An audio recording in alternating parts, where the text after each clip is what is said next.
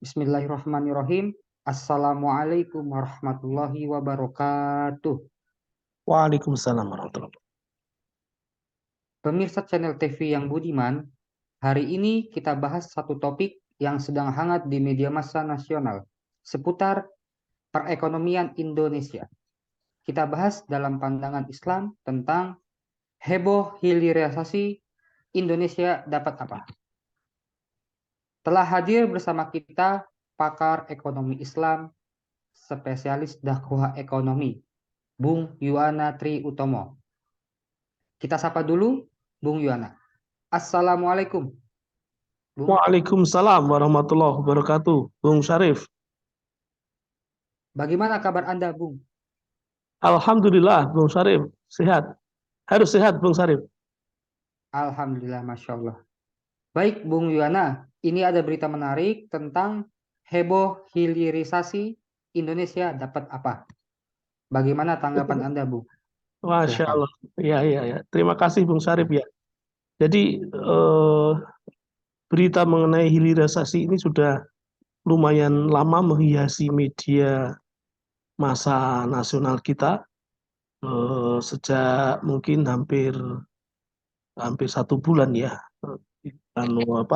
Berita ini nangkring di headline headline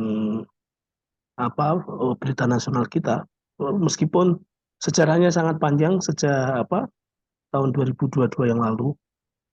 Itu memang betul-betul heboh hilirisasi itu, sampai kemudian pro kontra berjalan sampai sekarang. Bahkan kemarin Pak Faisal Basri itu dalam tanda petik ya konflik dengan pemerintah terkait hilirisasi ini.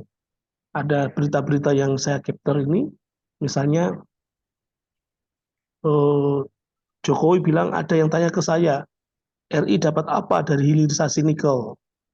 Kemudian ada berita juga, eh, berani lawan WTO, Bahlil dipercaya Jokowi jadi benteng hilirisasi Indonesia. Terus kemudian heboh hilirisasi, RI dapat apa? Jadi ini rame tentang hilirisasi ini. Dan kita tahu memang hilirisasi ini sebetulnya digagas oleh Presiden Jokowi, di rezim Presiden Jokowi ini, karena investasi dari Cina besar-besaran untuk mendapatkan smelter, untuk membangun smelter. Jadi hilirisasi itu sama dengan smelterisasi, sama dengan ya, karena investasi dari Cina maka yang banyak diuntungkan Cina tentunya itu. Nah, kalau kita bicara hilirisasi, ada hilir, sebenarnya ada hulu. Terkait sumber daya alam kita itu, di hulu sudah dikuasai oleh kapitalis barat biasanya ya. Sementara di hilir ini mau dikuasai juga oleh kapitalis timur. Jadi barat dan timur menguasai hulu dan hilir itu. Jadi Indonesia dapat apa gitu? Nggak dapat apa-apa itu. Karena itulah penting kita mengkaji isu hilirisasi ini dalam perspektif Islam. Bagaimana menurut ekonomi Islam? Nah, ini kan yang Bung Syarif minta ke saya kan. Ini Bung Syarif tugaskan ke saya, hilirisasi menurut Islam bagaimana. Jadi Allah Subhanahu wa taala berfirman dalam Quran surah Al-Baqarah ayat 22, A'udzu billahi minasyaitonir rajim.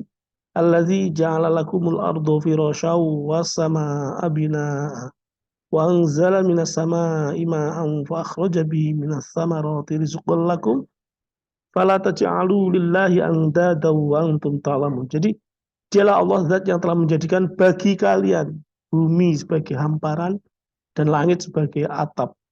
Serta Allah menurunkan untuk kita wa anzala minas sama'i ma'am fa akhraja bi minas thamarati rizqan lakum.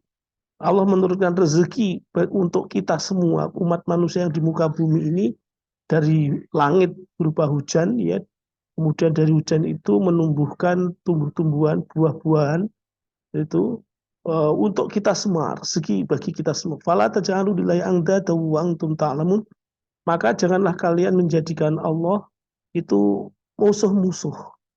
Jangan syirik kepada Allah. Wa antum ta'lamun, dan kalian mengetahui. Ini ayat sebetulnya menunjukkan bagi kita bahwa Allah telah membentangkan seluruh harta, seluruh sumber daya baik di bumi maupun di langit di atas bumi maupun di bawah langit, semuanya itu untuk manusia. Artinya al-aslu, awalnya semua kepemilikan itu milik Allah, terus Allah memberikan kepada manusia. Itu. Nah, makanya kemudian ada kepemilikan umum, ada kepemilikan pribadi, ada kepemilikan negara. Dalam konteks hilirisasi, ini sebenarnya kepemilikan umum. Sumber daya alam ini kepemilikan umum, apalagi melimpah begitu ya, depositnya nggak terbatas itu tidak mungkin dimiliki oleh individu, depositnya tidak terbatas, sangat banyak sekali. Terus ini barang yang dibutuhkan oleh orang banyak. Karena itulah sangat masuk menjadi kriteria kepemilikan umum. Karena kepemilikan umum maka tidak boleh kemudian dikuasai oleh swasta, apalagi swasta asing. Itu harus dikembalikan kepada negara. Dalam konteks Islam, menurut Islam, Rasulullah SAW mengajarkan masyarakat memiliki sumber daya alam itu sebagai public good, kepemilikan umum. Ya, ada hadis yang mengatakan al-muslimuna syurakaun fis salas, alma wal kala wan nar. Termasuk sumber daya alam ini. Jadi kaum muslimin itu memiliki secara bersyarikat bersama-sama 3 hal. Air, padang pasir, dan api. Bisa diistimbat dari konteks api, air, dan padang pasir itu adalah energi, sumber daya alam. Bahan tambang, energi, dan mineral. Semua itu milik umum, milik masyarakat. Tidak boleh dimiliki oleh swasta, apalagi swasta asing. Jadi tidak boleh diklaim-klaim milikku, milik PT ini, nggak boleh gitu. Negara wajib mengelola dengan konsesi yang amanah. Kan kita tahu bumi dan air dan kekayaan alam yang terkandung di dalamnya dikuasai oleh negara dan dipergunakan untuk sebesar-besar kemakmuran rakyat. Nah, ini dikuasai oleh negara tapi bukan untuk kemakmuran rakyat, untuk kemakmuran oligarki.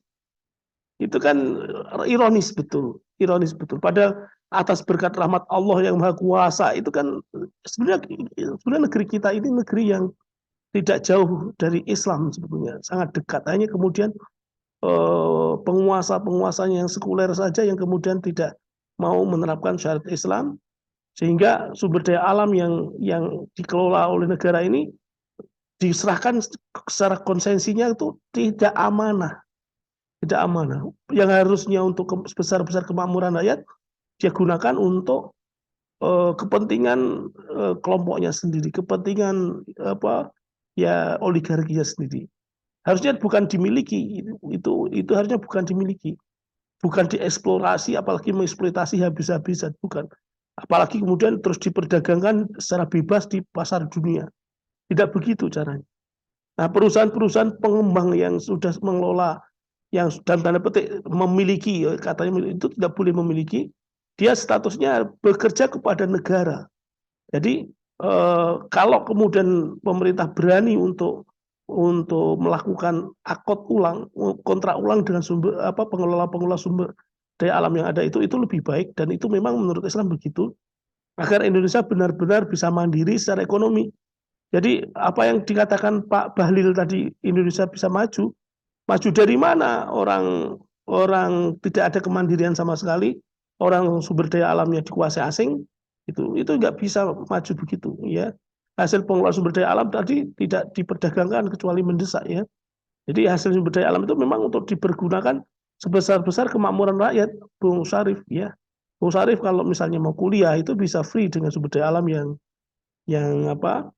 yang melimpah yang diberikan oleh negara untuk sebesar-besar kemakmuran rakyat, untuk kesehatan, pendidikan, dan lain-lain secara free. Boleh diperdagangkan jika kondisi APBN negara lagi kosong. Itu pun dengan harga yang sekedar untuk menutupi biaya produksi. Jadi itu komentar saya ya, Bung Syarif ya. Wallahu a'lam bishawab. Terima kasih Bung Syarif. Assalamualaikum warahmatullahi wabarakatuh.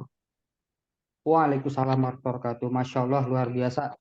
Begitu pemirsa channel TV yang budiman, tanggapan dalam topik hari ini mengenai pandangan Islam. Ternyata Masya Allah, bahwasanya dalam pandangan Islam itu sangat luar biasa, sangat adil, dan tentunya rahmatan lil alamin bagi seluruh makhluk hidup maupun tidak di muka bumi ini. Masya Allah, luar biasa.